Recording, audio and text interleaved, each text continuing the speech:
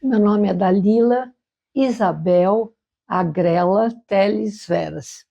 Literariamente, eu assino apenas Dalila Teles Veras.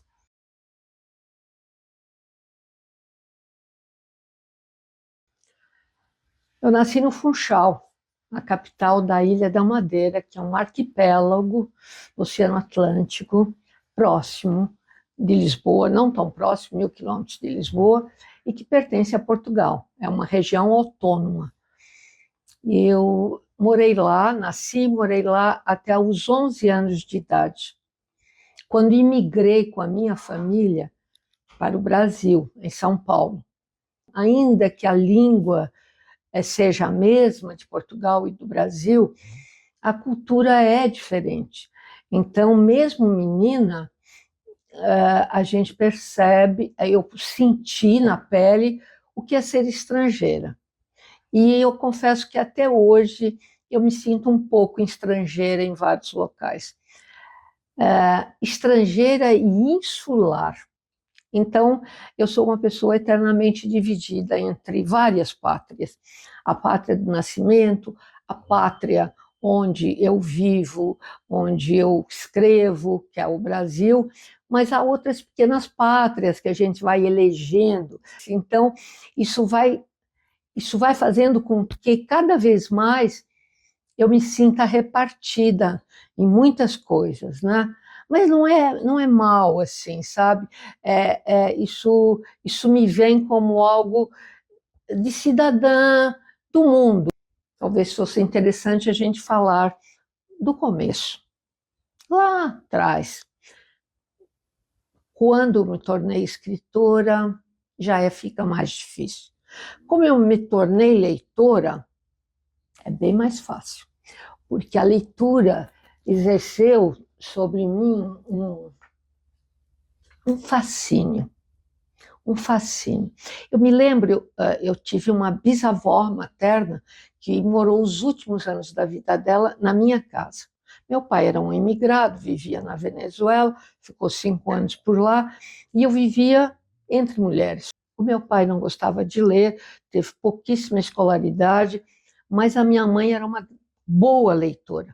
Nós tínhamos poucos livros na minha casa, não havia muitos livros, mas a minha bisavó materna, essa que vivia comigo, era uma leitora. Eu tenho a impressão que ela lia literalmente todo o jornal diariamente. Por quê? Não havia TV, não havia internet, o rádio estava ainda, pelo menos lá no meu meio, ele ainda era um objeto para poucos, né? Com 10 anos, meu pai trouxe um rádio alemão e a gente já ouvia, que eu tenho comigo até hoje esse rádio. Na escola, a poesia era muito usada para tudo. E eu me lembro muito bem de, nas festas da escola, as festas comemorativas, a professora perguntar quem se candidatava a ler poemas nessas festas. E eu sempre me candidatava. Eu sempre disse poemas. Eu fui recitar na escola, eu não me lembro qual era o momento, mas era um dia festivo, e eu escolhi um poema de Augusto Gil, um autor que se lia muito, inclusive no Brasil, nos anos 50. E eu fui declamar esse poema, que era muito conhecido, todo mundo sabia esse poema de cor. Chega num momento que eu preciso dizer um verso que fala que, olhando pela janela, o protagonista do poema vê, por entre a neve que cai, uns pezinhos descalços de criança. E eu chorei até me acabar com esse verso e não consegui completar o poema. Eu cito isso para dizer o quanto a poesia chegava forte, já nessa idade. Então, eu não tenho dúvida nenhuma que a leitora nasceu antes de eu me alfabetizar. Eu intuía que as palavras me abririam portas. E que portas seriam essas? Portas para o mundo, porque a leitura descortina os mundos mais diversos possíveis, né? inclusive aqueles que você nunca imaginou existirem, porque são fictícios, vieram da mente de outro autor. Por mim, eu moraria dentro de um livro, ou dentro de livros, como eu vivo. Eu gosto de viver numa bibliocasa, ou seja, uma casa feita de livros. Os livros tomaram conta da minha casa, né? Todos os lugares, enfim, todos os cantos possíveis. Eu tenho poucas paredes que os livros dividem com alguns quadros, porque eu também gosto muito de pintura, né?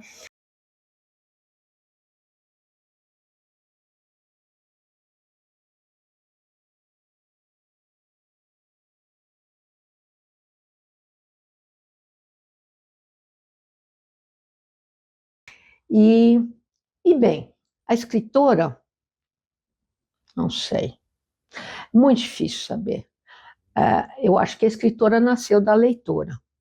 Por que que eu também? Eu gostaria também de escrever. E óbvio que eu cometi poemas na minha adolescência, como todo adolescente comete, pelo menos na minha época, agora eu não sei.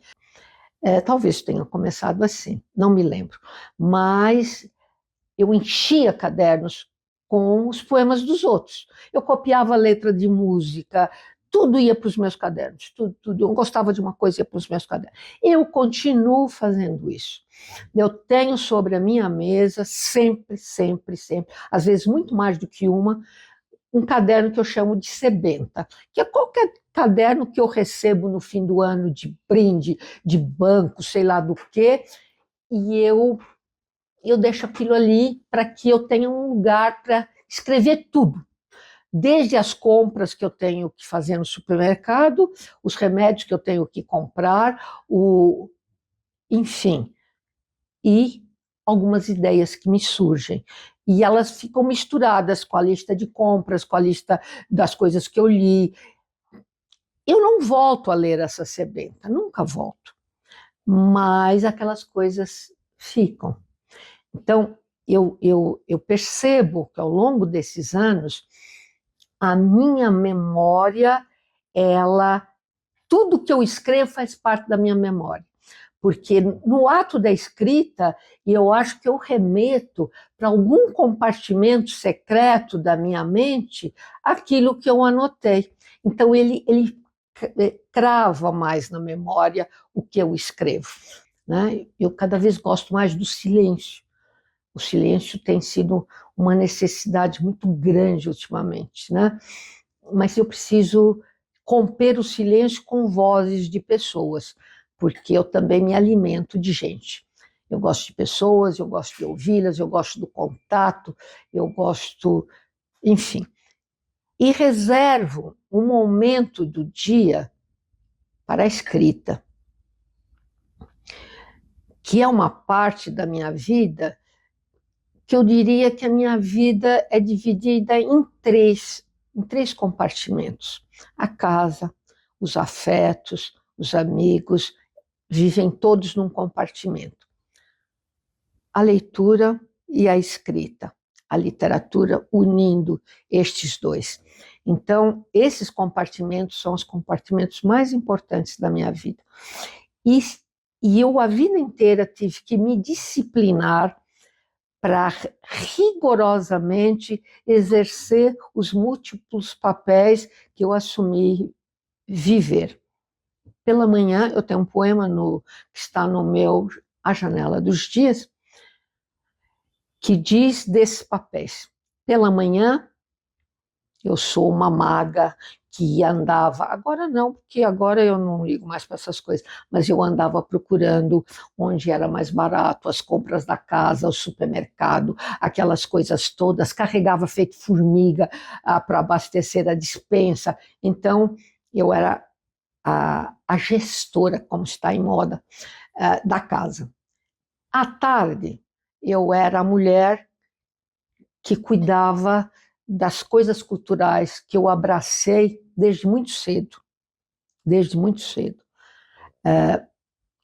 O ativismo mesmo, eu fui tomando gosto pelo ativismo cultural, pelas lutas pelas lutas sociais através da literatura e da arte. Então, me encantava os movimentos dos artistas e dos escritores a lutar, por exemplo, pela redemocratização do país. Eu vivi toda a minha juventude numa ditadura de militares aqui no Brasil. Nessa época, eu era muito bem alfabetizada, sabia ler, escrever e contar, mas era uma analfabeta política. Então, foi a partir de 1968 que eu comecei a tomar consciência do meu papel como cidadã e das minhas obrigações como cidadã, pelo bem comum, que é uma coisa que falta hoje. As pessoas vivem um tempo de que o hedonismo está acima da solidariedade. Eu tenho que me gostar, eu tenho que me satisfazer, eu tenho que ter o melhor para mim, e depois, muito depois, eu olho ao meu redor. Eu prefiro ser ao contrário. Se o meu redor estiver bem, a partir do meu núcleo familiar e de amizades, as coisas vão ficar bem. Mas a partir desse núcleo eu também quero saber do outro, e do outro, e do outro. E é óbvio que isso me afeta muito. Eu sou o meu tempo, e o meu tempo me afeta muito, muito.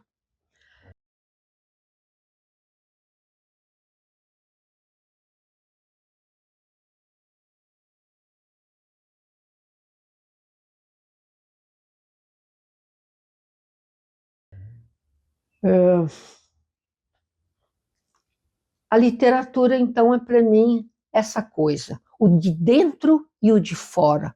O olhar primeiro de fora. Eu sou muito afetada por isso. A minha literatura, por muitos anos, foi uma literatura quase que urbana. Então, a cidade grande, as mazelas dessa cidade, o embrutecimento das massas, sempre me afetaram. A pobreza, a miséria, os excluídos, os preconceitos de toda a espécie e a violência contra as mulheres. Ela está presente o tempo todo ao lado da minha memória. A minha memória também está presente naquilo que eu escrevo, em especial em alguns livros. Solidões da Memória foi um livro trabalhado, poema a poema, sobre a minha infância, a travessia atlântica e a chegada ao Brasil, os espantos diante de uma grandeza como é o Brasil, São Paulo em especial. E já adulta,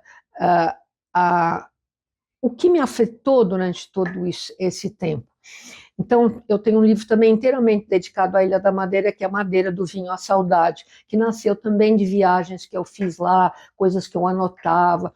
Então, era a memória revisitada, porque a memória é falsa. A gente falseia muita coisa. A criança vê uma coisa de uma forma e você, adulta, revisitando aquilo que está na sua memória, no escaninho lá guardado, você se espanta. A Madeira era imensa, era um continente para mim. E eu voltei lá, não era exatamente assim. E aqui mesmo, as memórias que eu tenho da adolescência, elas vão se modificando, né? Então, a gente chega um momento que a gente confunde um pouco o que é memória e o que é recriação dessa memória, né? Mas, no fundo, ela está ali, ela é verdadeira, ela está presente, com algumas nuances recriadas, né? Então, acho que os elementos que compõem a minha poesia, eu não faço só poesia, eu, por muito tempo, ainda faço nas redes sociais crônicas. Eu gosto de escrever crônicas, e eu escrevi durante 5 anos uma coluna semanal para o Diário do Grande ABC, um grande jornal regional. Eu selecionei algumas que estão em 2 livros. E outras tantas coisas que eu já escrevi. Já são mais de 30 livros, de poesia principalmente, são 21. Acabei de publicar este Opções para Morrer no Espaço, que é o 21º livro de poemas que eu publico. Já é uma carreira bastante longa. Eu não sei se eu posso chamar isso de carreira, acho que não é correto eu chamar de carreira, é uma trajetória que eu percorri experimentando algumas linguagens, a linguagem concisa, da qual eu gosto muito, aqueles poemas que eu leio, releio e vou cortando, até eles ficarem só osso, só palavra. Dizerem o máximo possível com cada vez menos recurso de linguagem.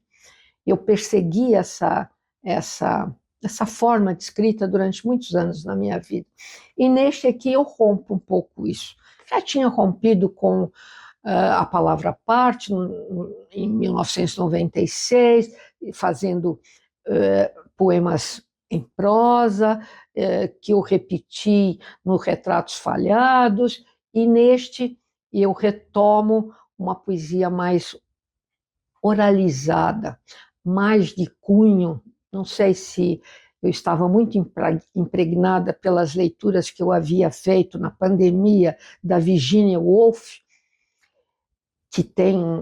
que os especialistas dizem que usa do fluxo de consciência para escrever, e eu escrevi quase que num transe de fluxo de consciência. Foi uma experiência completamente nova, que me deu muita satisfação. Foi um livro que eu comecei a escrever sem nenhuma intenção de fazer um livro, e quando eu percebi, eu tinha os poemas na mesma linha, e eu falei, não, eu quero um livro com esta linguagem. E fui até o final, fui publicado agora pela editora Patois, e é um livro que foi um desafio aos quase 80 anos, publicar algo novo na minha trajetória me deixou bastante satisfeita, porque o que a gente ouve, não dá mais, já escreveu tudo que tinha que escrever. Eu acho que ainda não escrevi tudo que eu tinha que escrever, porque eu tenho uma vantagem, talvez, sobre as outras pessoas da minha idade. Eu convivo com jovens, e ao me sentir contemporânea destes jovens, eu me sinto em condições de estar com eles nesse mesmo tempo e ser contemporânea deles e de mim mesma, naturalmente, né? A gente sempre é contemporânea de si mesmo, né?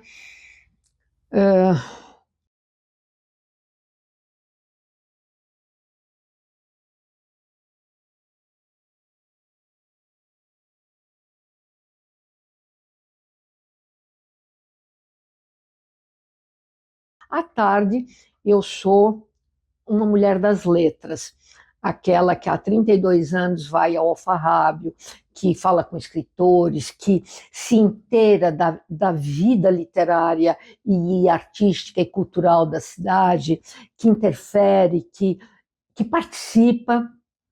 E à noite, bem à noite, sou eu comigo mesmo. É a minha hora do silêncio. A Sofia de Mello Briner Andressen, que é uma grande escritora portuguesa, tem um poema que eu gostaria de ter escrito, que fala dessa hora morta para os outros, mas para o escritor não. É uma hora sua, só sua. Quando todos já foram se recolher, eu durmo muito tarde. Então, essa hora que as ideias vêm, que eu me encontro comigo mesma, que eu gosto de escrever. Isso não quer dizer que eu escreva nas minhas cadernetas várias coisas durante todo o dia.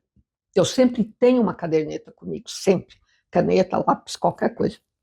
Escrevo uma ideia, uma observação, uma frase que eu tenha ouvido, que um dia pode ser eventualmente utilizada. E então eu não tenho uma disciplina de escrita. Eu escrevo diariamente, não com disciplina para publicar. Nunca escrevo e já publico em seguida, não. Eu gosto que o livro fique comigo, que eu fique acariciando esse trabalho, modificando, tirando daqui, pondo ali, escolhendo a melhor palavra, como a gente escolhe as frutas no mercado. Esta está mais brilhante, essa está mais colorida, esse legume está... As palavras é assim, elas têm esse lado sensorial, para mim tem. Então, quando eu escrevo certas palavras, eu sei que eu vou modificar, posso modificar todo o poema, mas aquela determinada palavra eu não vou modificar, porque ela é central no poema. Ela tem toda uma carga semântica que inconscientemente eu utilizei e ela só pode ser ela ali. Aquela palavra, ela tem uma história que me interessa e que quando eu a coloquei no poema, ela tem um sentido. Para mim, um poema, ele tem que ser revestido de sentidos. Mas há um lado desse poema que não é proposital, não. Ele vem por alguma força, não é nada de magia, nada de xamânico, não. Ele está ali, eu acho que ele esteve ali um bocado de tempo, tal. Aí quando eu sento para escrever, aquela ideia já veio ali, mas ela é apenas um ponto central. Aí eu vou trabalhar aquela ideia. E é à noite que eu faço isso. Então, eu sonho com o poema, eu sonho. Uma vez, minha mãe já tinha falecido, eu estava fazendo uma tradução de um poema do Mário Benedetti. E eu tinha uma palavra que era o nome de uma flor azul. E eu não achava a tradução para essa palavra, não achava a tradução. E a minha mãe, de quem eu herdei este gosto pela palavra, então, quando eu queria rememorar alguma coisa da infância, ela sempre tinha a resposta. E quando eu não tinha mais essa resposta, eu sonhei com ela, me dando essa resposta. Ah, então não sabes que o nome desta flor é Não Me Deixes. Ah, e o nome dessa flor em espanhol era No Me Olvides, que é a mesma coisa. Ela que me disse. Então, a palavra tem essa coisa de mágica mesmo, sabe? Ela me habita o tempo todo, né? Então, quando você está aberta, isso vem. Você está atenta. Então, você já tem um projeto. Então, você vai acrescentando, porque você está com aquela janela aberta no teu cérebro, no teu espírito, no teu corpo, porque a gente também escreve com o corpo, né? Eu atualmente escrevo com o corpo, um corpo debilitado, com dores em todo canto, com todas as limitações que um corpo da minha idade pode ter. Eu vivo com o corpo, eu recebo com o corpo. Uma má notícia me dói no corpo, né? Uma violência me dói no corpo. Então, a poesia é um pouco isso, sabe? Falar dessas vivências que nos atingem corporalmente.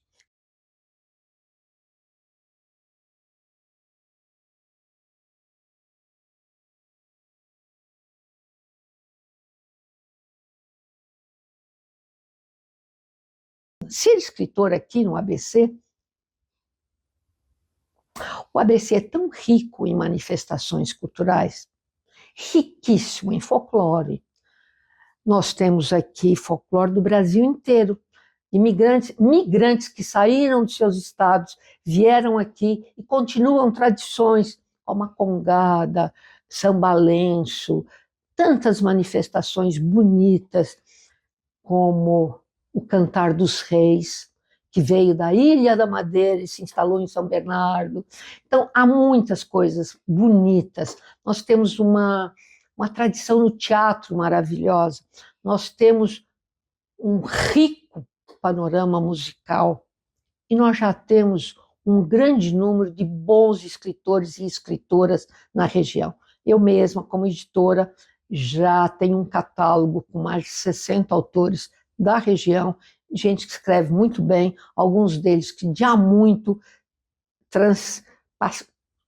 ultrapassaram as fronteiras do ABC e já estão na centralidade da literatura nacional. Isso é uma alegria muito grande.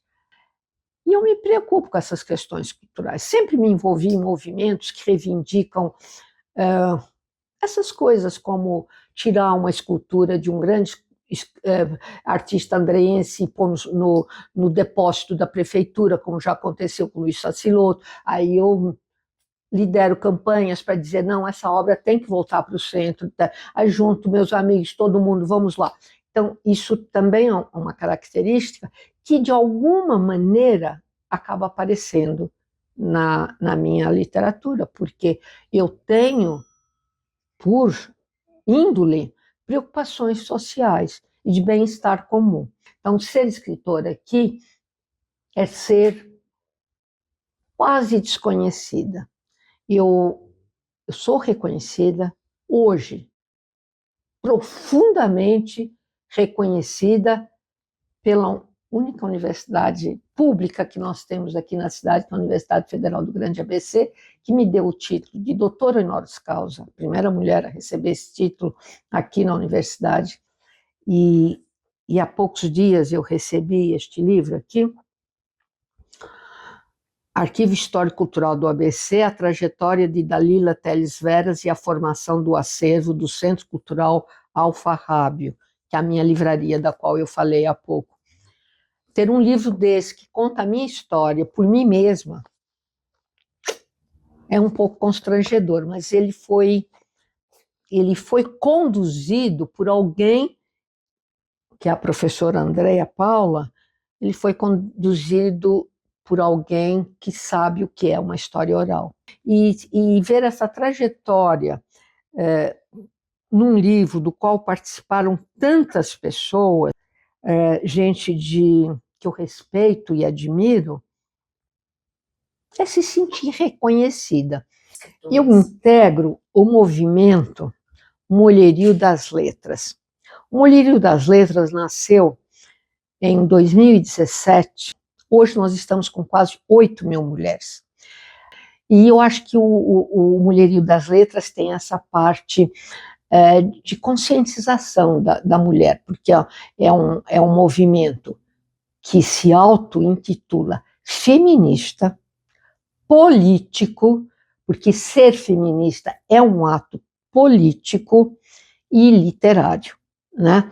Então, a gente tem a preocupação de defender a mulher em todos os seus aspectos, nos atos de violência, nos atos de desigualdade, e todas as outras agruras que quem é mulher sabe que sofre, e esse movimento foi aumentando.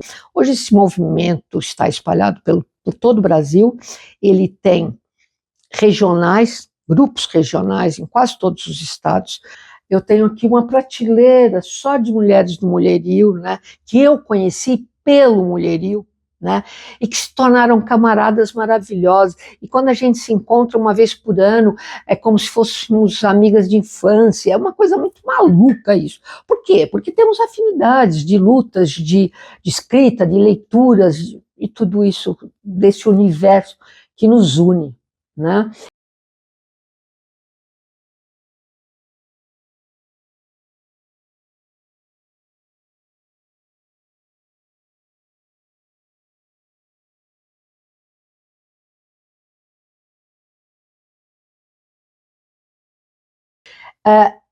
Eu não sei dizer exatamente como nasceu a escritora, ela foi sendo construída, mas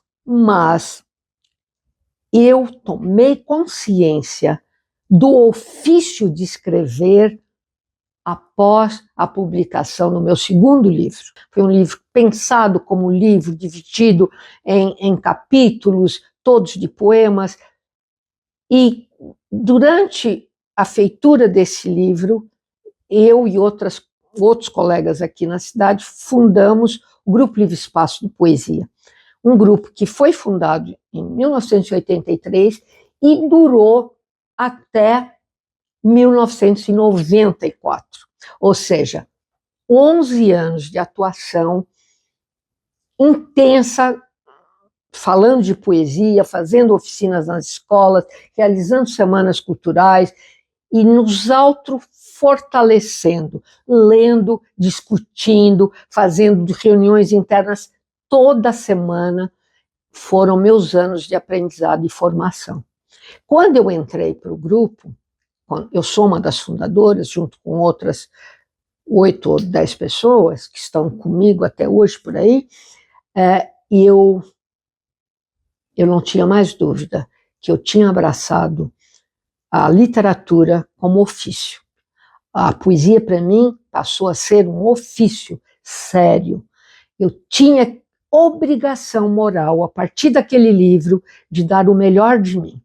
Eu tinha que procurar escrever sempre cada vez melhor. Não sei se eu consegui, mas me esforcei bastante. A cada livro era uma nova Dalila, guerreando com aquela do último livro.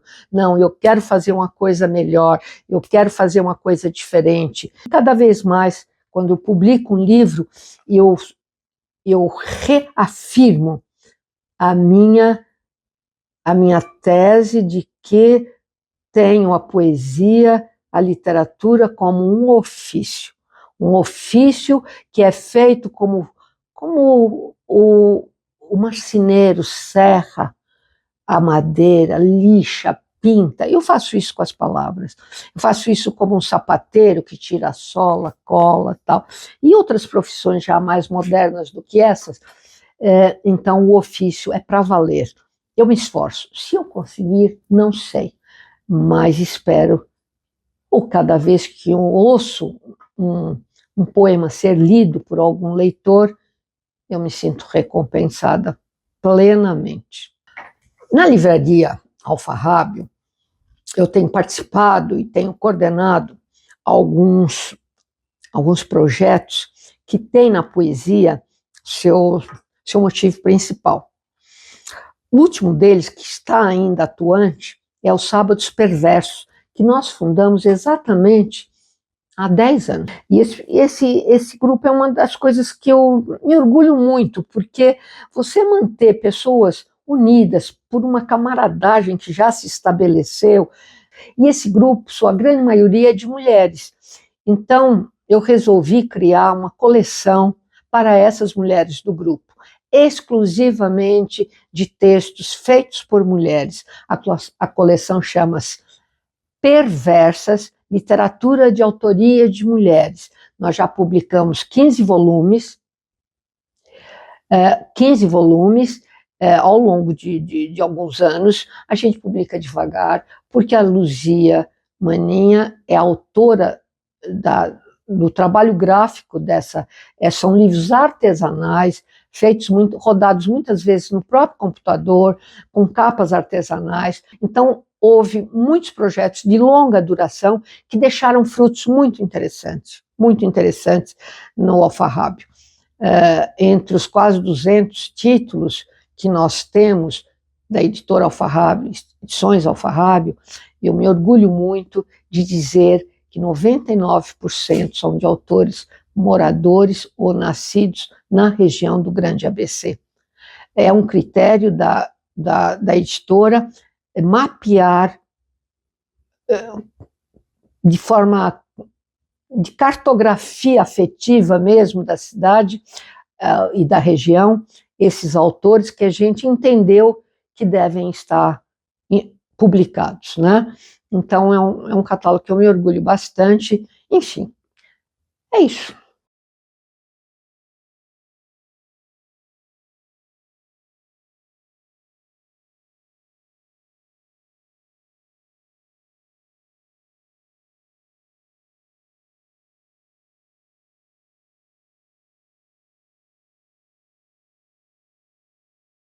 Para as mulheres que sentiram o desejo de serem escritoras, eu não tenho receita pronta. Eu acho que cada uma segue uma espécie de intuição. Acredito nessas coisas. Acredito na intuição, sim, que é um insight de querer escrever sobre as coisas. Um desejo, psicanaliticamente pensando, esse ato de querer escrever é um desejo. E o que move as nossas ações, diz a minha psicanalista, é o desejo. Então, se houver esse desejo, escreva e vá. Escreva e vá. não sem ler. Ler muito.